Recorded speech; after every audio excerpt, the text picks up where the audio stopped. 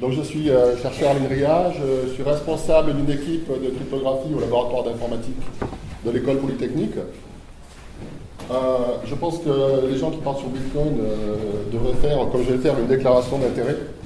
Donc j'ai 25 euros en Bitcoin, c'est tout. Je n'ai pas de part dans une start-up ni quoi que ce soit, et ça peut s'effondrer demain, j'en ai strictement rien à faire. Acheter quand les 25 euros? Hein? Acheter quand les 25 euros? Ça ne bouge pas trop. Vous avez strictement.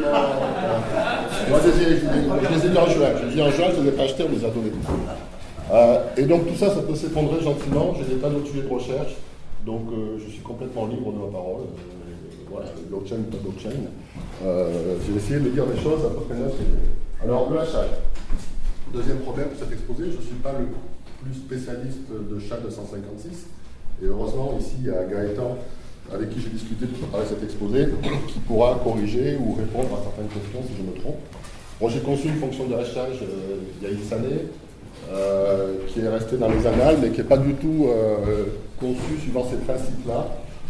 Donc, les principes de SHA-256 dont je vais parler sont très particuliers.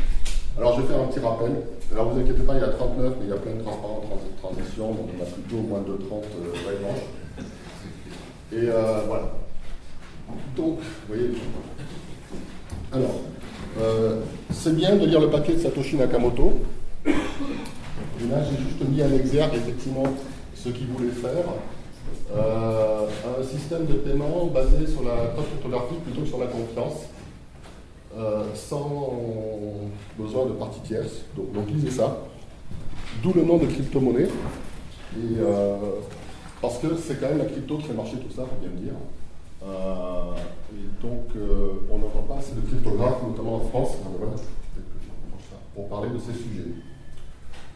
Et donc, ce fameux système pair à pair, timestamp, etc. Voilà. Donc, il y avait quand même un but très positif dès le début, et de pouvoir utiliser la crypto pour réussir à atteindre ce but. Alors, donc une présentation très simplette. Donc Alice transfère 1 à Bob. Donc elle va écrire, ça vient d'Alice, je transfère 1 à Bob. On va mettre ça dans un grand livre de compte public. Et Bob, ensuite, il va transférer à Carole. J'ai reçu 1 d'Alice, donc il va faire référence au fait qu'il a reçu 1, et il retransmet 1 à l'adresse de Carole. Donc c'est vraiment des lettres, des lettres. Oui. Et tout ça, donc il y a de la signature électronique.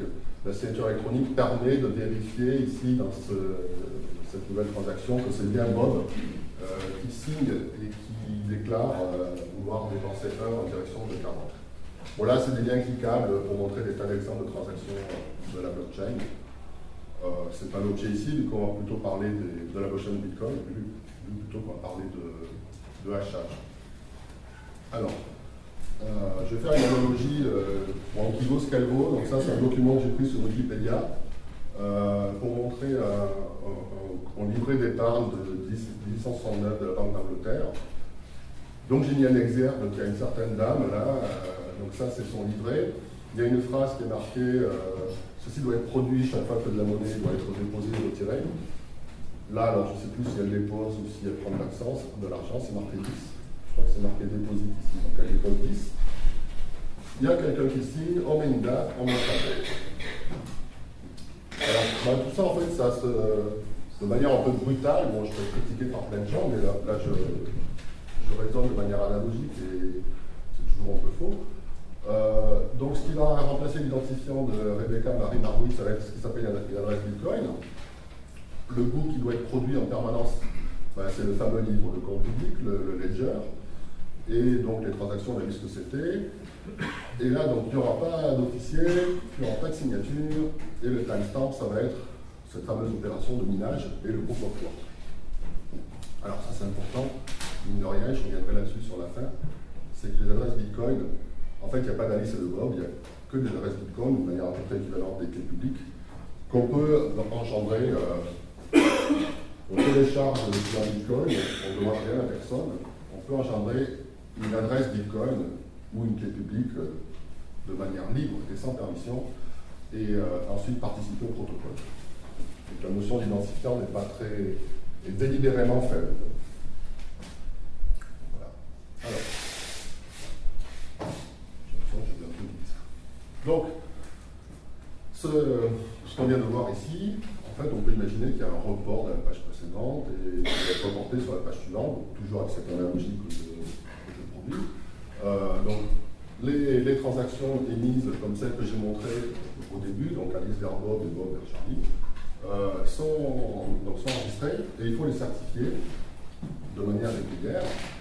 Et une fois qu'on a obtenu la certification ici, on va faire une nouvelle page, donc un nouveau bloc de ce livre de compte avec des transactions, une nouvelle certification et qu'on va mettre ici.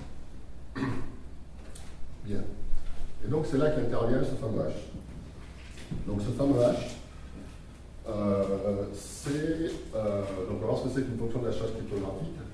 Mais la propriété, c'est que si ce hash est considéré comme fiable, et si c'est le hash de tout ce qui est au-dessus, alors ce qui est marqué au-dessus est infalsifiable, c'est impossible de modifier, et donc il est de confiance pour celui qui fait confiance au hash. Et ainsi de suite. Donc là, on va écrire le livre suivant, et on va reporter le hash du bloc précédent, mettre des transactions, recalculer le hash, et puis il va arriver un moment où il y a des transactions qui sont mises sur le réseau, et il faut produire ce nouveau hash. Alors, bon, d'où la blockchain, parce qu'on voit bien qu'on a des blocs de transactions, mais elles sont chaînées par ces hash. C'est vraiment ça la notion. Donc Joseph Monod, dans son livre, en fait, il appelle ça une liste chaînée, sauf que plutôt que de mettre des pointeurs vers des adresses, on met des pointeurs vers des hash. Donc c'est une structure de liste chaînée, mais cryptographiquement sûre. Et donc, la manière dont ils se sortent de mettre ce hash, ça va être cette preuve de travail, qui est une notion qui est assez vieille, donc je vais mettre quelques références académiques. La preuve de travail, qui au début a été conçue pour combattre le spam. Donc, maintenant on va rentrer vraiment dans ce qui m'a été demandé d'exposer. Vous m'entendez bien, ça va comme ça? Ok, alors qu'est-ce que c'est qu'une fonction de hachage? Ça prend un certain nombre, des suites finies de bits, de 0 et de 1, et ça retourne n bits, donc ça prend un x, ça retourne un y. C'est un algorithme, donc ça s'implémente. Alors ça, c'était pour les gens qui sont moins mathématiciens. Voilà, je disais qu'on prend n'importe quel document, et si M est la sortie, donc mettons chat 256, ça va retourner, à 64 octets. Quelque chose de très précis. C'est un algorithme. Alors les gens qui disent que c'est des cryptages, il faut les renvoyer avec des boutons et des plumes.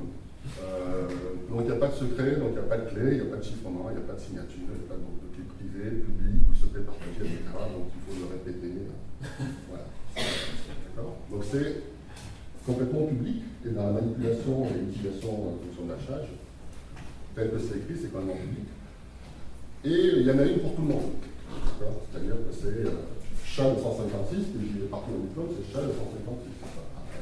Elle est écrite dans les standards, implémentée des milliards de fois, décrite dans Wikipédia. Vous ne pouvez pas bouger de cette fonction de hachage.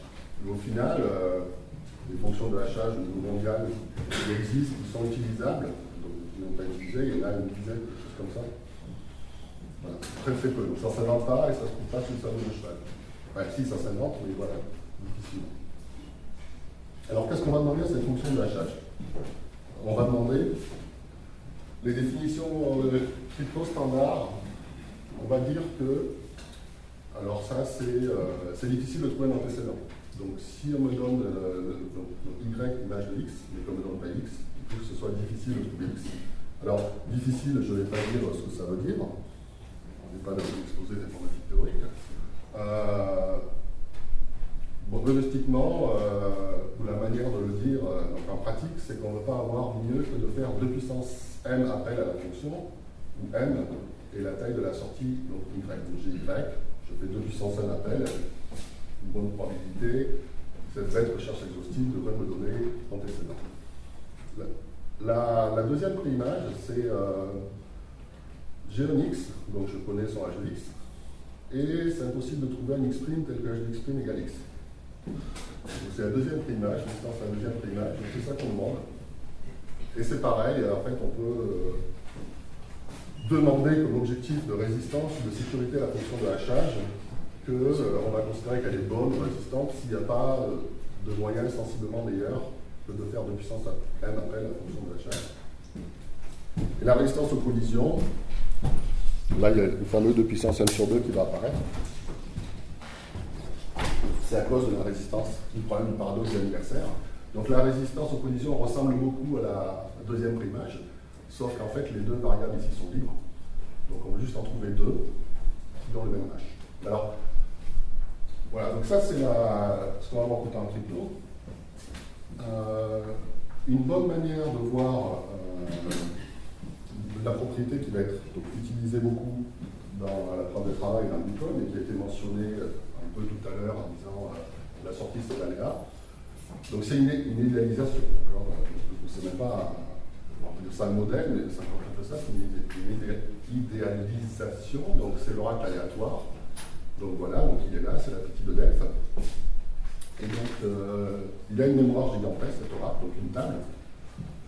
Et donc on va dire, oh, donne-moi le H de X. Et donc si X est dans sa table,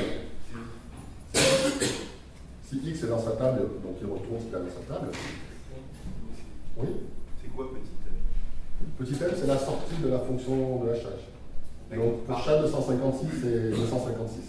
Oui, alors donc il y a des effets aussi de. Comment dire, du quantitatif surgit du qualitatif, parce que 2 puissance 256, c'est énorme. Il faut aussi comprendre ça. J'ai présenté ça devant des actuaires et oui, ils n'avaient pas capté qu'on ne pouvait pas faire ça. C'est un nombre gigantesque. Bon, c'est pas autant que 10 puissance 100, mais voilà, c'est un nombre gigantesque. Hein? 10 puissance 70. Voilà. Oui, donc ce que je voudrais dire, c'est qu'en fait, évidemment, si n égale 10, bon, ok, tout à fait limité. Donc il faut dimensionner, ce qu'on appelle dimensionner la fonction de hachage, d'où chat 256, voire 256 bits ressentis. Donc notre brave oracle aléatoire, je reviens à cette idéalisation. Donc on dit, donne-moi le h de x. Donc si x est déjà dans sa table, il retourne l'entrée qui est dans sa table, et si x n'est pas dans sa table, il prend un y au hasard, donc de taille m. Donc ça va être sa réponse. Et donc il enregistre dans sa table que l'entrée associée à x, c'est y. Donc vraiment, donc c'est un modèle idéal, parce que moi je ne saurais pas bien dire ce que c'est que de l'aléa de manière. Enfin si, je te dis avec le modèle probabiliste, dans mon modèle, je ne sais pas. Bien. Mais donc l'idée c'est que la réponse est aléatoire. Donc j'aime bien dire ça.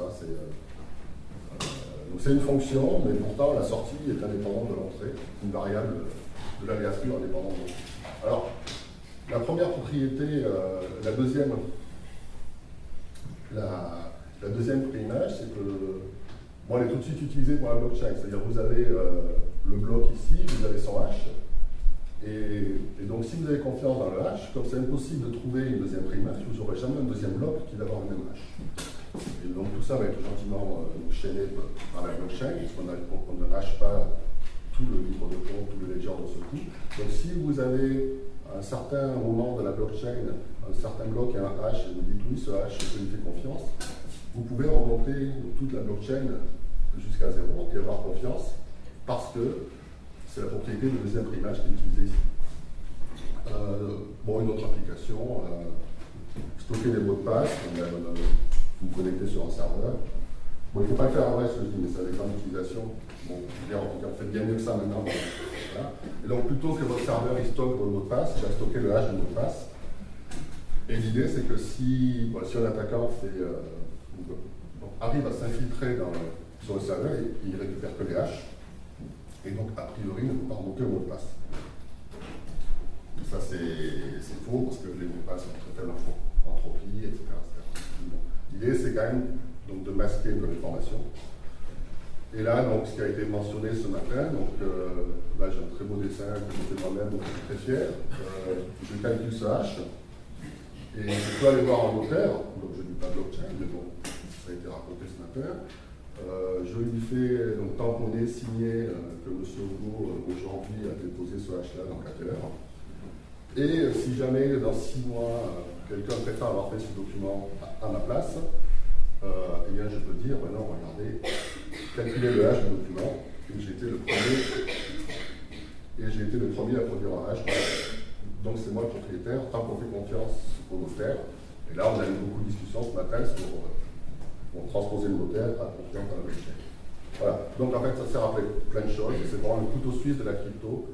On s'est utilisé partout sans bien comprendre exactement toujours, enfin, si les cryptographes savent, mais quelle est la propriété qui va être vraiment utilisée pour la sécurité du protocole qu'on va bâtir en utilisant la fonction de l'achat. Est-ce que c'est la préimage, la deuxième préimage, la résistance aux collisions, le caractère aléatoire de la fonction de l'achat. Donc ça, il faut être un peu fin et c'est un peu facile de dire sur une fonction de l'achat, je dis hop, ça y est, je suis tranquille. Voilà. Alors maintenant, donc ce fameux minage.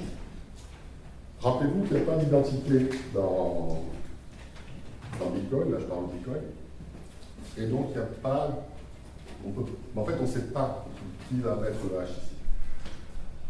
De même qu'on ne sait pas n'importe qui peut vous envoyer un mail, n'importe qui pourra mettre un hash ici, et on va donc rendre difficile le fait de mettre un hash ici. La manière de le rendre difficile, c'est qu'on va utiliser cette notion de nonce, donc c'est un entier que vous faites varier de 1 jusqu'à 4 milliards par exemple, ou beaucoup plus. Vous le mettez où? Il n'est pas dans le dessin.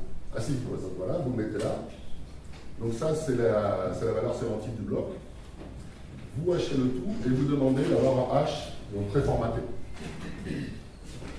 Eugenie used once, c'est pas très juste. En fait, on dit juste que c'est une valeur dont on n'a rien à faire, mais qui permet de mettre de l'aléa.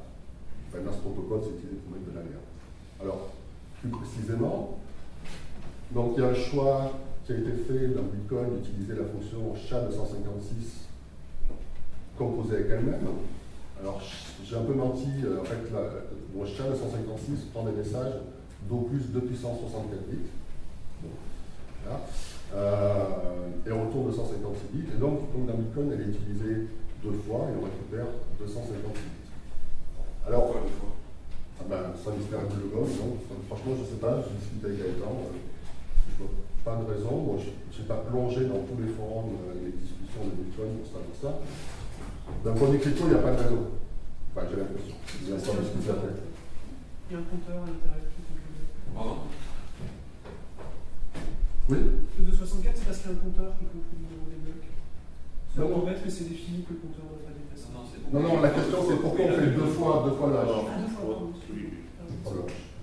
Bon, si quelqu'un a une explication, je veux bien l'expliquer après. Mais justement, on va revenir après. Oui. Alors, donc on a un certain entier. Je crois qu'il soupçonnait une attaque après image et il a voulu se protéger contre ça. C'est ce que j'ai eu, moi, c'est ce que j'ai entendu. Oui, c'est pas une bonne raison. Pas de raison. C'était sûr, mais ça va être encore plus sûr. Mais dans d'autres algorithmes de hash, on a des attaques de ce type. Rajouter comme ça des coups en bloc. Alors, on fait le dernier bloc.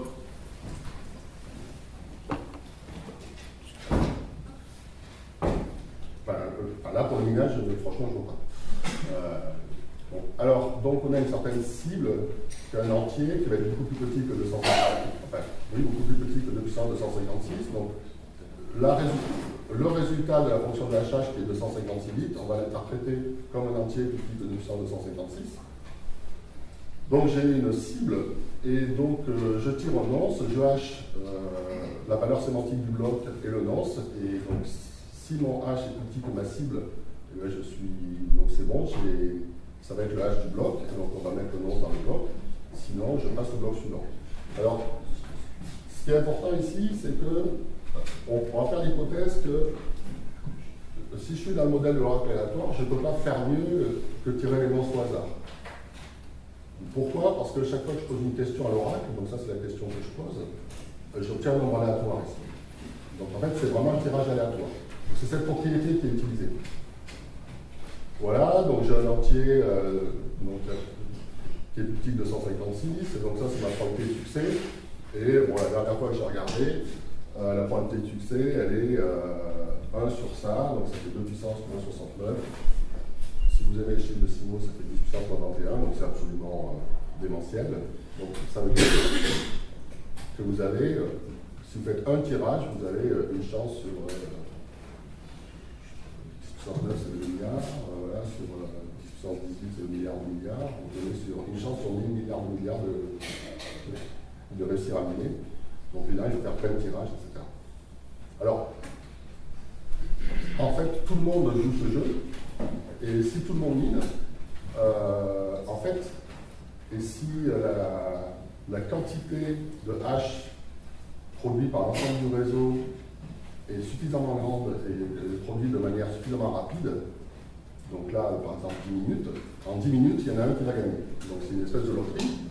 Dans le modèle de l'oracle aléatoire où le hash est aléatoire, donc il y en a un qui va gagner. Alors,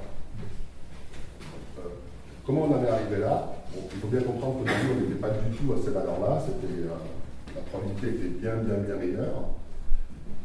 Mais lorsque les gens ont commencé à s'agréger et à miner de plus en plus, il y avait donc ça c'est pour un individu, mais si vous avez 1000 individus, le temps sur la globalité de la population de produire un hash est divisé par 1000.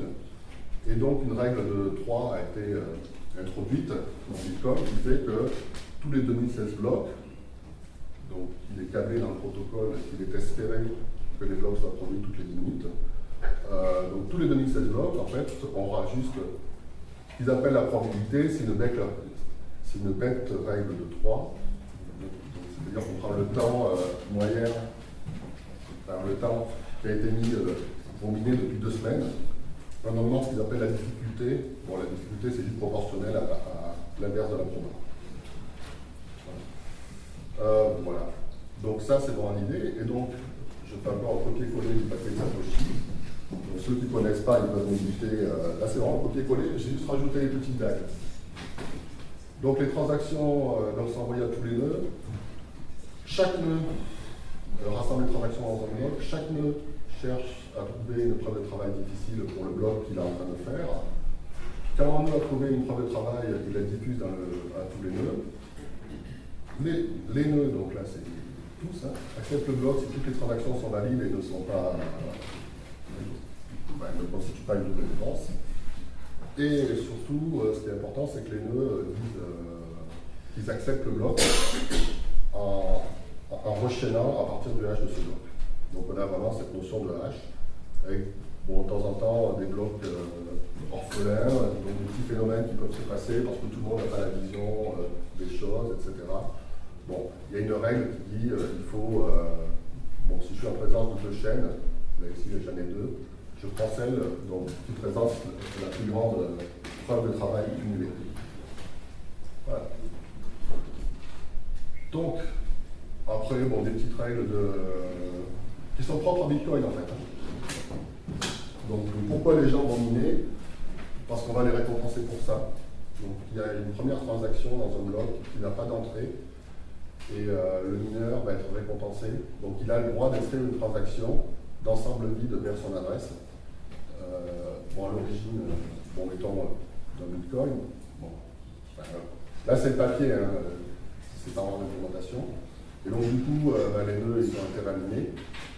Et surtout, ça permet de mettre dans le système Bitcoin, c'est-à-dire non seulement la validation du ledger est distribuée et faite avec la preuve pair à pair, mais aussi, en fait, l'émission des bitcoins. Bon, en pratique, ils ont commencé à rémunérer à 50. Ils divisent par 2 tous les, je ne sais pas combien, 4 ans, quelque chose comme ça. Donc la dernière division a eu lieu au mois de juillet. Et donc, effectivement, il n'y aura plus d'émission de bitcoin en 2140. Voilà, ce qui est quand même lointain. Je pense pas que le bitcoin survive à 100 ans. Ça se retourne. Ok. Et donc, on va substituer ça par un mécanisme de pré-transaction, c'est-à-dire que les gens qui vont Oscalis va payer leur bloc, Alice aura le droit de rémunérer le mineur. Okay. Voilà, donc ça c'était le rappel du hachage. Donc ça c'est du Satoshi. Le rouge, là c'est. Voilà. Vous avez quand même bien pensé à plein de choses. Donc il faut distinguer un peu donc, des choses. J'ai mis un peu dans le désordre. Donc il y a des fonctions de hachage qui sont utilisées pour faire une preuve de travail. Alors la fonction de hachage, elle mélange 2 choses en fait. On va utiliser sa propriété de deuxième primage pour l'intégrité de la blockchain et on va utiliser sa propriété, on va dire, d'être aléatoire pour faire la preuve de travail, et le hash va certifier les deux choses en fait. Donc en un seul hash, je certifie l'intégrité et que la preuve de travail a été faite.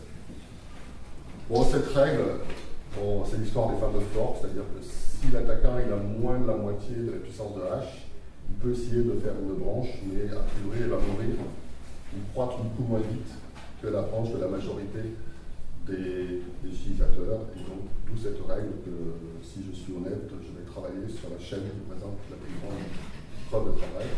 Et la signature électronique n'est pas trop le sujet ici. De cet exposé, bon, il y a des problématiques, etc. Et donc vous avez aussi un spécialiste dans la salle, Jérôme, qui pourra répondre à plein de questions. Alors il y a des choix qui sont, on peut dire, délibérés, non cryptographiques, économiques, politiques. Donc cette règle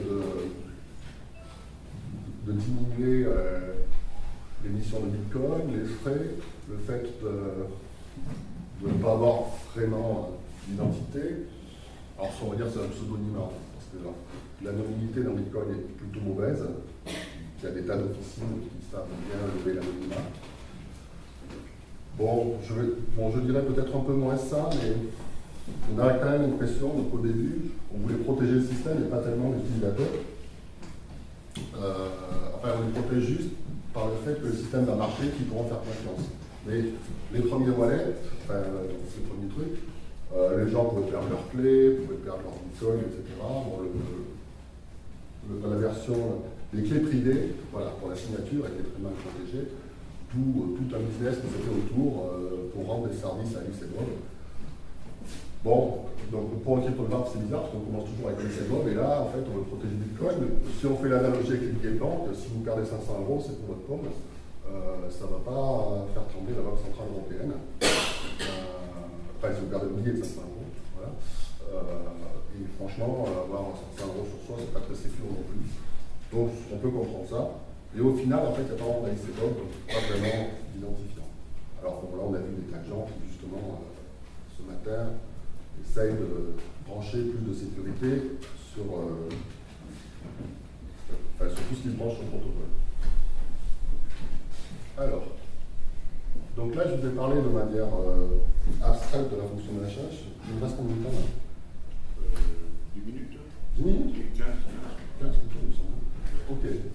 Donc, comment on fait une fonction qui prend des messages très très longs et qui retourne quelque chose de très très court? On va concevoir une petite fonction qui, elle, prend des messages courts ici et qui va faire, bon, mettons que n soit le double de ça, et va faire des petits messages. Donc cette fonction, elle est là. Et là, j'ai un très grand document. Et donc, je prends le bout de ce document, je donne à manger à cette fonction qui va me sortir ça. Et j'ai un vecteur ici d'initialisation.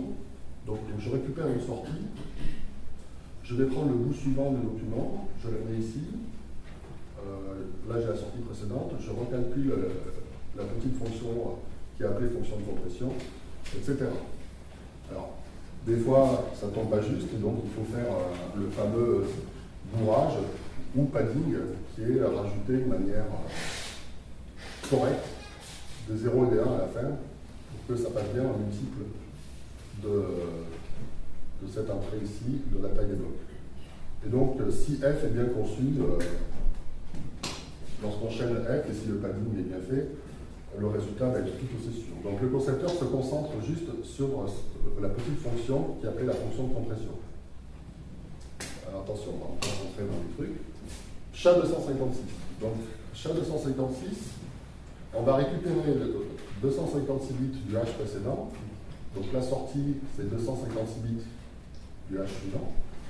Et on mange, on va lire dans le bloc de messages qu'on va prendre, fait 512 bits. Ces 256 bits vont être mis dans 8 mots de 32 bits. A, B, C, D, E, F, G, H. Et donc ici, j'ai 512 bits qui doivent faire, voilà, 16, c'est ça? 16 mots de 32 bits. C'est ça, les gens? Ouais, donc 16 mots de 32 bits. Donc on va les mettre dans 15. En fait, on va donc initier une suite récurrente. Donc on va mettre les 1612 bits, on va les mettre dans 16 mots de 32 bits. Et les autres, on va les calculer avec une récurrence de relation de profondeur 16. C'est bien. J'ai toujours pas dit ce qu'on en faisait, d'accord? Donc là, pour l'instant, j'ai un état interne de 156 bits. Je vais le trafiquer avec mes 64 variables qui dépendent du message pour reproduire donc l'état interne d'être la sortie du bloc suivant. Alors, le padding, on va encore rentrer dans l'état interne. Le padding, en fait, code essentiellement la longueur du message. Si le message est de longueur L, alors quelle est la règle? Je rajoute un certain nombre de bits ici, de telle sorte qu'il en reste 64 pour mettre la longueur du message, donc codé en binaire, donc forcément je vais hacher plus que des messages de longueur de puissance 4. Après, j'ai le message qui va arriver avec ces blocs, ça ne tombe pas juste, et donc une fois que j'ai mis la longueur du message, je mets des zéros et je mets un 1. Ça c'est l'exemple. Donc ce qu'il faut comprendre, c'est que le padding ici ne dépend pas donc, du message. Si je mets DEF, c'est la même longueur de message, donc je mets mon 1, mes 0, et je vais dire que la longueur du message c'est 24 bits. Alors, qu'est-ce qui se passe là? J'ai 64 variables intermédiaires, et je vais les utiliser pour modifier les états internes. Donc vous pouvez voir ça comme un circuit, et la plupart des cryptographes voient ça comme un circuit. Donc j'ai des états, donc j'ai 8 fois 32 bits. Je vais définir un nouvel état. Donc vous voyez que là j'ai un bête décalage. J'ai des valeurs qui vont partir dans des fonctions, définies avec des opérateurs logiques booléens. Là je fais rentrer, donc si je suis sur donc je fais 64 itérations, je suis sur l'itération numéro I, je fais rentrer donc ici dans cette boîte le mot WI. Bon, j'ai simplifié. Ce qu'il faut voir quand même, c'est que la plupart des états partent gentiment à la reproduction, là. Et il y en a d'autres qui vont juste influer le nouvel état. Donc en fait, ils sont pour la plupart identiques à l'état précédent. Et là, il y a un petit... juste celui-là, il est un peu massacré par le résultat du mot intermédiaire. Et ça, on le fait 64 fois. Voilà. Donc je vous donne un exemple. Voilà. Donc vous avez donc, les registres A, B, C, D, E, F, G. C'est l'exemple qui est donné pour l'implémentation de référence. Là, j'ai mis en ASCII, en hexadécimal, pardon. Donc voilà, donc A c'est 10, etc. Donc il y a 64 tours, donc voilà, là on en a un certain nombre, on en voit encore d'autres. Donc si vous êtes cryptanalyste, vous passez votre temps à étudier ce genre de truc. C'est un vrai métier et c'est pas idiot, enfin, je veux dire, heureusement qu'il y a des gens qui le font. Donc voilà, encore, et là on arrive à ça. Et donc, voilà. Vous n'êtes pas cryptanalyste, mais vous observez que là, la valeur ici, c'est la même que celle-là, c'est la même que celle-là, c'est la même que celle-là. Ben oui, c'est normal, parce qu'en fait, la valeur ici, c'était celle qui était là avant, qui était là avant, qui était là avant. Donc, en fait, elle ne mélange pas si bien que ça, les valeurs. Cette fonction de hachage, c'est juste cette structure-là, il faut la faire en nombre suffisamment de fois pour que par rapport au début, j'ai perdu toute corrélation, enfin, je suis censé avoir perdu toute corrélation entre la vraie entrée, et une fois que j'ai fait tout ça, j'obtiens quelque chose qui est censé être aléatoire. Par contre, il y a évidemment, si je regarde que 3 tours, ben là j'ai des correspondances. Bon, ça s'appelle un tour, en fait, une itération de ce chemin. Voilà, donc ça c'était les détails morts. Alors, quelles sont les conséquences? Donc on est plongé dans le hachage. Alors, là c'est pas très visible. Qu'est-ce qu'on a dans un en-tête de bloc? On a un numéro de version, on a le hash du bloc précédent, donc c'est SHA de 156 et 258. Donc ça c'est le hash de toute la valeur sémantique du bloc, donc c'est le hash des transactions qui sont dans le bloc. Il y a l'habitude des arts de Merkel, bon, je vais essayer de pas en parler. Le timestamp, qui n'est pas très fiable, vu qu'il peut bouger de plusieurs secondes. La fameuse cible dont on a parlé. Alors, c'est pas la cible, c'est la difficulté, ou je ne sais plus, en fait, je n'ai jamais compris pourquoi. Voilà. Et ce fameux nom qui bouge. Je suis peut-être trompé, non? Non. Bon, alors, et donc, donc le but, c'est de faire la preuve de travail de tout ça pour obtenir un nouveau hash qui va être mis dans le bloc suivant, et ça sera le hash pré bloc. Donc c'est assez petit, et donc il manque le padding. Donc voilà, donc SHA-256, donc je vous ai expliqué, la vraie valeur qu'on veut hacher, c'est ça. Donc ça ne fait pas exactement les 24 bits, donc il faut faire un padding, ça c'est la taille du padding, ça c'est la moulinette que je vous ai montrée, donc il y a avec, pardon, la vraie valeur qu'il faut hacher, c'est celle-là. La moulinette, fonction de compression qui va partir dans 64 tours, etc. On va prendre le vecteur d'initialisation qui est défini par la fonction de hachage, qui va rentrer là. Cette partie-là va rentrer ici dans les variables intermédiaires. On va faire donc 64 tours pour obtenir 256 bits. Et comme le message est trop long, il faut faire une itération de la fonction de hachage. Donc les 256 bits vont être chaînés. On récupère les 512 bits ici. On refait la moulinette que je vous ai montrée, voilà, 64 fois, et on récupère le hash final. Sauf que c'est pas vrai, dans Bitcoin, mystère et double gomme, ils ont décidé de refaire un coup de hash. Je ne m'explique pas trop pourquoi. Et donc du coup, là on a 256 bits, et ben, il faut refaire un padding parce que le hash il fait que 512 bits. On va donc avoir le vecteur d'initialisation, on recalcule le hash, on obtient 256 bits. Ok. Quelles sont les conséquences pour le preuve de travail de tout ce que je vous ai raconté? Parce que c'est pas tout ça, il faut quand même revenir à Bitcoin. Alors, là j'ai un code couleur, donc ça bouge jamais. Si ça bouge, c'est tous les X mois. Enfin non, ça bouge jamais, c'est dans le standard de SHA-256. S'il change de numéro de version de Bitcoin, ça peut bouger, mais ça ne bouge pas toutes les secondes.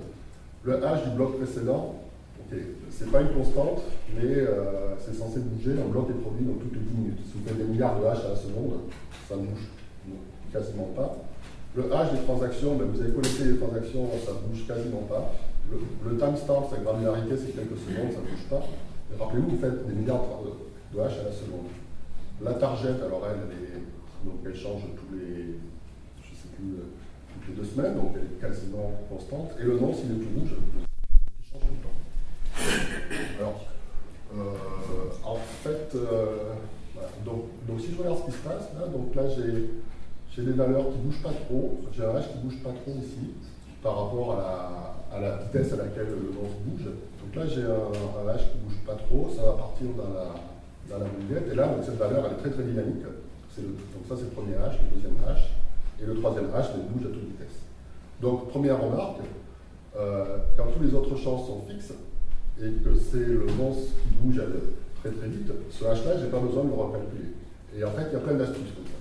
Donc, le coût moyen, le nombre d'appels que je dois faire à vraie fonction de compression, donc ce qui va me coûter, c'est plutôt 2, et une fois sur 232, je fais les 3 hash pour le temps.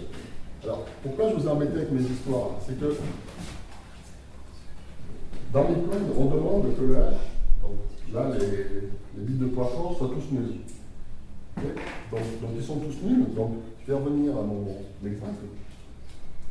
Donc vous demandez que ce hash ici, par exemple, il soit plein de 0. Mais en fait, vous le savez déjà, ce n'est pas la peine de faire les 3 derniers tours. Donc vous faites de l'early abort, c'est-à-dire que si si c'est faux ici, ben vous arrêtez. Donc vous ne faites pas la vraie fonction de hash. Donc, voilà. Et il y a un argument pareil, c'est que pour le premier hash ici, vous avez des trucs qui ne bougent presque pas, et donc vous pouvez ne pas recalculer le hash, mais vous pouvez commencer tout de suite, dans ce tableau que je vous ai montré, bref, vous pouvez gratter des tours au début. Donc ça, je me suis inspiré, alors c'est Nicolas Courtois qu'on a vu hier dans toute sa gloire. Bon, là quand même, dans ce papier, toute cette analyse, je l'ai prise là. Je ne sais pas si c'est implémenté en pratique tout ce qu'il raconte, mais il y a plein de choses, on peut beaucoup en fait gratter. Ce que je sais, donc Joseph Bono qui l'a raconté, c'est que là, les hardware qui minent, parce que maintenant on ne suffit à peine d'espérer miner sans hardware dédié pour le minage, ça s'appelle le BASIC. En fait, des choses comme ça sont implémentées. Donc la vraie fonction SHA-256 n'est pas utilisée. C'est pas grave. Parce que si tout le monde, si vous êtes le seul à avoir eu cette idée, okay, qui est une idée à dessous, de faire 2 appels plutôt que 3, Effectivement, vous gagnerez 30% de plus, 33% de plus que ce que vous devrez gagner par rapport aux autres. Évidemment, tout le monde va avoir l'idée. Alors, il y a des problèmes d'asymétrie d'information. C'est-à-dire que si vous avez une grosse astuce, vous la gardez pour vous la mettez dans votre circuit, et effectivement, plutôt que de gagner X%, vous gagnerez X plus epsilon % à cause de l'astuce. Mais bon, on se doute bien, et j'ai discuté avec Gaëtan, que votre astuce ne va pas être dévastatrice. Donc ça va plutôt être des epsilon qu'on va gagner. Ça peut vous donner un avantage. Mais est-ce que c'est grave? Est-ce que c'est grave? Moi, je ne pense pas trop à l'économie de Bitcoin, parce que je ne suis pas économiste. Mais par contre, les proof of work, elles seront toujours là. La robustesse de la chaîne de travail sera toujours là. Donc, quelque part, il y a des mineurs qui vont se faire avoir, parce qu'il y en a un qui va gagner plus que ce qu'il devrait, mais bon, est-ce que c'est grave? Je ne sais pas. Donc c'est assez amusant, c'est-à-dire la fonction de hachage. Là, en fait, je vous ai complètement sorti du modèle de l'oracle aléatoire. Le modèle de l'oracle aléatoire. Donc je pose ma question, j'ai le résultat, je ne peux rien faire. Là, je suis rentré dans la boîte, j'ai sorti les trois appels de la fonction de hachage, et il y a des tas d'astuces. Donc le modèle de l'oracle aléatoire, il ne s'applique pas vraiment complètement. Mais c'est pas grave, parce que si tout le monde trouve des astuces et si les hardware sont à peu près compétitifs, le minage se fera, voilà. Alors, ce qui est amusant dans cette histoire, c'est aussi Joseph Bono qui raconte ça, c'est que votre hardware qui fait du SHA-256, vous ne pouvez pas l'utiliser pour quoi que ce soit. C'est-à-dire que vous ne pouvez pas traquer des mots de passe qui sont codés SHA-256 parce que il manque des rangs, il manque des choses.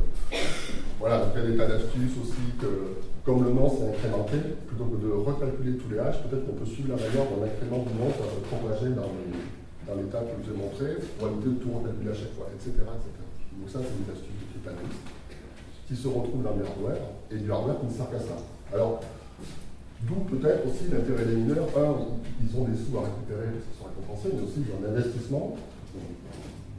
Ils doivent sauver parce que s'ils font le faire avec 10 000 circuits qui minent, si Bitcoin disparaît, ben, ils ont perdu tous leurs sous.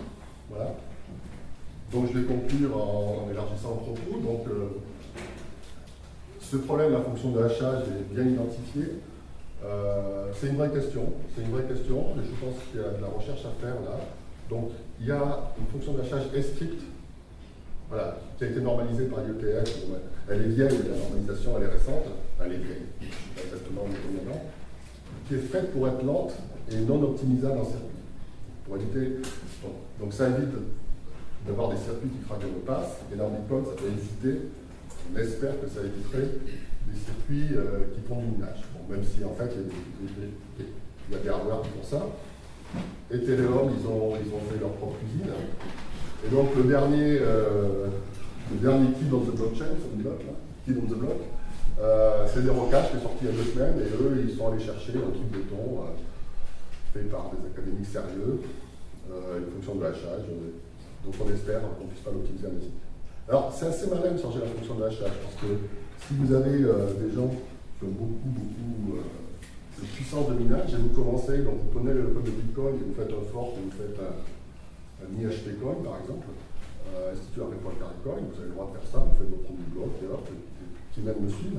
Ben, ces gens, s'ils ne sont pas contents, ils vont prendre un epsilon de leur puissance de minage, 1 millième, parce que vous n'avez rien, ils vont prendre le contrôle de votre blockchain parce qu'ils auront facilement les 53%. Par contre, si vous commencez à prendre une autre fonction de hachage, ben, donc ils sont cuits, ils vont devoir repartir avec les CPU, etc. Donc c'est important quand même d'analyser, et moi je ne fais pas l'analyse complète, du rôle de la fonction de hachage dans la résistance d'une blockchain. Alors, bon après, donc il y a l'idée de remplacer ce proof of work par d'autres choses. Bon, donc PrimeCoin, je croyais que c'était mort, et puis en fait non, j'ai découvert ce week-end que ce n'était pas mort. La valorisation, donc en fait, il faut prouver que les normes soient premiers. C'est un truc, effectivement, il y a des gens qui disent il faut que le minage ne serve à rien, donc hormis maintenir la qualité de la blockchain, la cohérence de la blockchain. Là, en plus, il fait des nombres premiers, donc il y a une petite valeur. C'est difficile de rendre des nombres premiers sur le marché, mais bon. Voilà. Mais si vous prenez la valorisation de Bitcoin, c'est quand même 900 000 $. C'est pas ridicule. Vous pouvez gagner des sous en trouvant des nombres premiers. Proof of Space, donc l'orateur suivant, voilà, il a utilisé ça. Proof of Stake, bon, moi je trouve l'idée intéressante, c'est qu'en fait on va vous donner une difficulté, donc ça c'est l'idée 0, et on va vous demander donc votre hash. En fait, on va vous donner une difficulté, on va dire une probabilité de gagner, proportionnelle à la part que vous avez dans le protocole. C'est très, très capitaliste comme vous voulez, c'est qu'en fait, dans un actionnariat, ceux qui sont les plus impliqués, ils ont plus de poids. Donc essentiellement, lorsque vous hachez, vous dites ah ben là j'ai des sous, ça c'est le nombre de sous, et ça c'est le nombre de temps que vous avez gardé les sous dans le protocole. Proof of activity, je ne sais plus ce que c'est. Moi je suis très intéressé par ça. En fait là ici vous demandez aux gens de rendre un service public aussi, par exemple de stocker tous les livres du monde. Et là où le proof of space pour que les gens consomment de l'espace, mais qui va être essentiellement rempli par de l'AIA, là, les gens essayent de forcer les mineurs de stocker des données, mettons la librairie de américaine. Et ça, c'est assez rigolo. Bon, c'est des cachas, donc les gens qui valident les cachas. Mais c'est pas évident en fait. Donc, je ne sais pas si le papier est sérieux. Ils appellent ça human coin. Donc, en fait, plutôt dans une machine, il faut valider les cachas. Voilà. Mais le papier a l'air d'être écrit dans les standards crypto. Donc voilà. Moi, j'ai presque fini. Bon, donc juste. On a eu une petite discussion tout à l'heure sur les blockchains privées, ou de consortium, ce que vous voulez. Donc, ces notions ne sont pas très claires. Je vais juste élargir la discussion en conclusion. Supposons juste que l'utilisateur en est identifiant. Alors, ça peut être du pseudonymat. Et donc, vous en tirez un au hasard, vous trouvez un protocole qui permet, en fonction de l'état, de ce qui se passe dans la blockchain, d'en élire un au hasard. Et c'est lui qui va dire, bah tiens, voilà, je valide les transactions sur une tranche de temps. Et bon, il va juste signer, il n'a pas besoin de faire une phase de travail. Et donc l'élu suivant, en suivant, il va juste lui aussi, tiens, ça c'est le bloc, je prends pas, je signe pas. Et donc, vous avez votre notion de fork de 51% de chaîne la plus longue. Mais là, c'est 51% de quoi? C'est 51% des gens. C'est pas 51% de la puissance de hachage. Donc en fait, c'est cette proof of work, et ça c'est la leçon donc on a au laboratoire d'informatique une chercheuse spécialisée dans les protocoles distribués qui dit, bon, il faut faire attention, dès qu'on bouge un petit peu une hypothèse, à ce moment-là, on passe dans un monde complètement différent, et là c'est ce qui se passe, c'est-à-dire que dans Bitcoin on ne veut pas d'identifiants, dès qu'on a des identifiants, on fait sauter complètement la preuve de travail. Et donc là aussi, en préparant cet exposé, je suis tombé sur Juniter. Donc comment les gens sont rajoutés, comment leur donner identifiant. C'est un modèle à la PGP, c'est-à-dire qu'il faut juste qu'il y ait quelqu'un qui dit oui, je le connais, avec un web of trust, donc Human Authentication. Et donc si un utilisateur présent dit je connais, il est rajouté dans le. En fait, on écrit son ID dans un bloc. Et donc juste ce truc qui est assez lent, plus le fait que les ID sont rajoutés dans les blocs, ça empêche les attaques civiles, c'est-à-dire les attaques de spam, parce que c'est difficile de rentrer dans le réseau, mais difficile pas au sens de coût, juste au sens de ça prend du temps.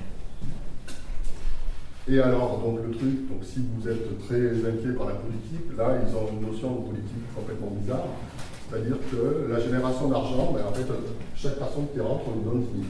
Voilà. C'est comme ça qu'on fait de l'argent, ils appellent ça une dividende universelle, c'est une manière de l'importer.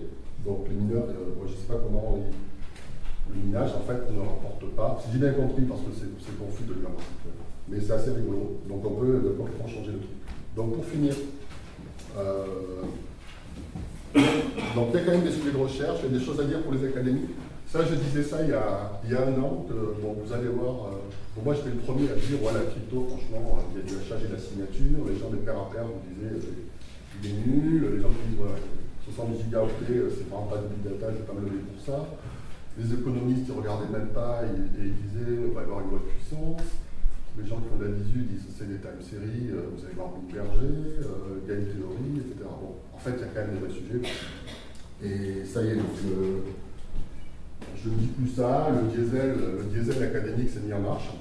Donc, ça y est, il est publié sérieux. Et je voudrais juste dire ça, qu'il y a un papier crypto qui prouve des choses sur Bitcoin, avec un vrai modèle formel et une vraie preuve. Alors c'est une abstraction terrible de Bitcoin, mais très loin du monde réel, parce que c'est un modèle synchrone, c'est tout ce que vous voulez, mais quand même c'est un premier pas. Et donc, comme tous les mêmes auteurs, là, donc par rapport à la discussion, ils sont en train de refaire le même travail pour le proof of stake, et ça c'est sorti en septembre. Donc, voilà. Donc, les académies bougent et j'ai fini. Merci.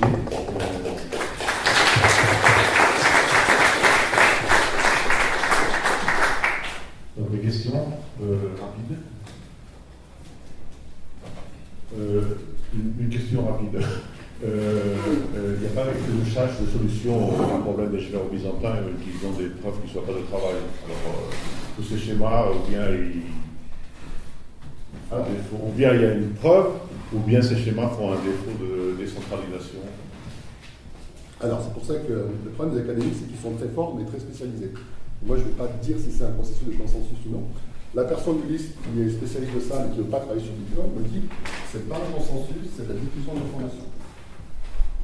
Bon, il y a en tout cas un problème, c'est résoudre le problème des généraux byzantins de Nakamoto. Là, le réseau est ouvert. Il faut bien sûr que tout le monde soit d'accord dans ce qui est écrit dans la blockchain. Eux, donc ils prouvent que les gens sont d'accord sur ce qui est écrit dans la blockchain, mais ils ne prouvent pas que ça soit un consensus.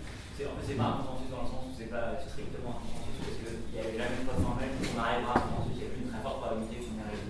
C'est pour ça qu'on relâche la contrainte d'arriver à un consensus vraiment strict. C'est comme ça que aussi, je veux dire, oui, c'est comme ça que de 100%. Oui, c'est ça. Et c'est pour ça qu'on le problème des généraux byzantins, on ne peut pas le résoudre. C'est formellement prouvé ça. Donc c'est pour ça qu'on relâche la contrainte. D'autres questions? Jacques a une question là-dessus. Oui, je ne suis pas sûr d'avoir bien entendu, mais il me semble que vous avez dit que vous n'étiez pas certain que Bitcoin existera toujours en 2140. Est-ce que vous pouvez préciser? Qui peut faire une précision sur quoi que ce soit pour 2140? On peut faire des paris? C'est juste ça, quoi. Je veux dire, On va voir 2140. c'est dans 130 ans, 120 ans. Ça va, quoi. Voilà. C'est comme, je veux dire n'importe quoi, l'informatique est partie dans 130 ans. Est-ce que vous avez des doutes? C'est ça la question. Si oui, sur quoi repose-t-il? Ah non, c'est juste qu'à l'échelle de 130 ans, on ne peut rien dire sur quoi que ce soit. La technologie sera là, c'est-à-dire que ça va être. Oui, il y aura les premières voitures ne pas durer 100 ans. D'accord. Mais donc la règle déflationniste qui porte jusqu'à 2140, non, franchement, on a le temps d'avoir. L'eau aura coulé sous les ponts. Donc vous m'aurez dit à 5 ans, j'aurais rien dit. D'accord. Mais à 130 ans, franchement. Je crois que Nicolas Courtois avait Personne des ne paris peut en rien dire 2016. C'est pas le pari que je fais, je dis que voilà. Oui, il y a une question là-bas. Là-bas, il y a des questions. Et dernière question. Si je peux parler fort, peut-être. Oui. Je ne sais pas si vous pourrez parler de ce sujet si je ne fais pas une digression. Concernant Ethereum, il y a une attaque qui n'est pas une attaque